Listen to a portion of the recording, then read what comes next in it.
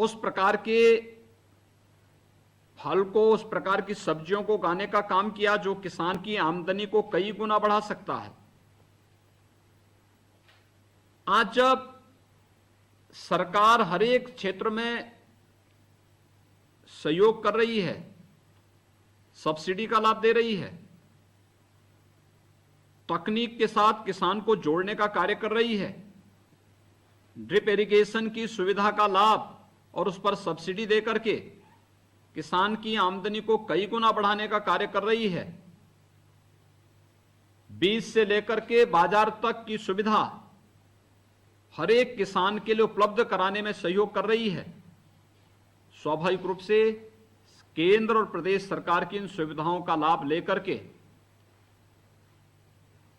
हम न केवल बाजार की आवश्यकता की पूर्ति कर सकते हैं, बल्कि एक सामान्य उपभोक्ता को भी महंगाई की मार से बचाने में भी हमारी भूमिका हो सकती है। साथ साथ किसानों की आमदनी को भी कई गुना हम बढ़ा सकते हैं। और ये अद्भुत चमत्कार है, झांसी में स्ट्रॉबेरी का ये महोत्सव जो अगले 1 महीने तक चलेगा, मैं इसे किसी चमत्कार से कम नहीं मानता हूं।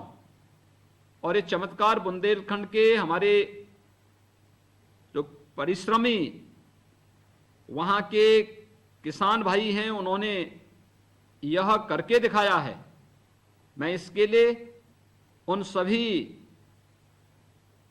बंधुओं को हृदय से बधाई देता हूं, उनके प्रति अपनी शुभकामनाएं व्यक्त करता हूं। यह महोत्सव बहुत सारी प्रेरणा दे रहा है, और प्रेरणा इस बात का दे रहा है कि हर एक जगह, और खास तौर पर उत्तर प्रदेश की बात जब मैं करता हूं तो उत्तर प्रदेश में, बुंदेलखंड के लिए तो ये इसलिए भी महत्वपूर्ण है, उत्तर प्रदेश की भी मैं बात करता हूं तो मेरा यह मानना है कि इतनी उर्वरा भूमि और हमारे पास सरफेस वाटर पर्याप्त मात्रा में है। अगर हम इस सरफेस वाटर का उचित नियोजन करें तो फिर कोई समस्या है ही नहीं। हम ड्रिप इरिगेशन के साथ खेतों को जोड़ देंगे, सिंचाई के साधनों को जोड़ देंगे, तो आज की जितनी क्षमता हमारे पास है उसमें 3 गुना अधिक सिंचाई की क्षमता हम स्वतः ही विकसित कर सकते हैं। और वर्तमान में हमारे यहां सिंचाई के साधन में बाणसागर की परियोजना विगत वर्ष हमने पूरी की है,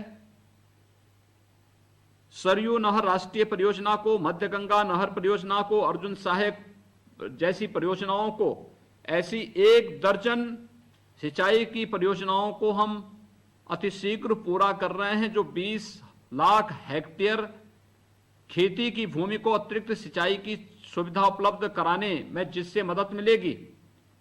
लेकिन अगर हम इसे ड्रिप इरिगेशन के साथ जोड़ देंगे तो हर खेत को पानी देने के संकल्प को हम चरितार्थ कर सकते हैं। तकनीक के साथ जोड़ने का कार्य, और मुझे बहुत प्रसन्नता है कि स्ट्रॉबेरी की जो खेती वहां प्रारंभ हुई है उसमें उन्होंने टिश्यू कल्चर को भी वहां महत्व दिया है।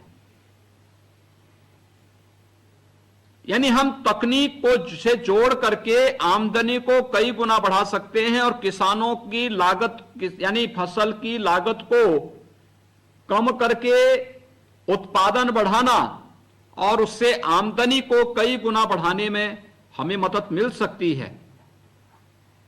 यह जो स्ट्रॉबेरी महोत्सव है झांसी का, यह महोत्सव पूरे उत्तर प्रदेश के नागरिकों के लिए एक बहुत, खासतौर पर अन्नदाता किसानों के लिए एक बहुत महत्वपूर्ण पहल है। जो महोत्सव यहां पे हो रहा है, इसी प्रकार का महोत्सव बाराबंकी में भी हो सकता है। इसी प्रकार का महोत्सव सुल्तानपुर के उन किसानों के द्वारा, उन प्रगतिशील किसानों के साथ भी मिलकर के आगे बढ़ाया जा सकता है जो ड्रैगन फ्रूट का उत्पादन सुल्तानपुर के अंदर कर रहे हैं, या फिर जिन्होंने सब्जी उत्पादन में बेहतरीन प्रदर्शन करके बाराबंकी को एक नया स्थान दिलाया है। इस प्रकार का महोत्सव सिद्धार्थनगर जनपद में भी हो सकता है, जहां काला नमक चावल एक नई पहचान बना रहा है। इस प्रकार का महोत्सव चंदौली में भी हो सकता है, जहां पर ब्लैक राइस ने वहां के कई किसानों के जीवन में व्यापक परिवर्तन करने का काम किया है।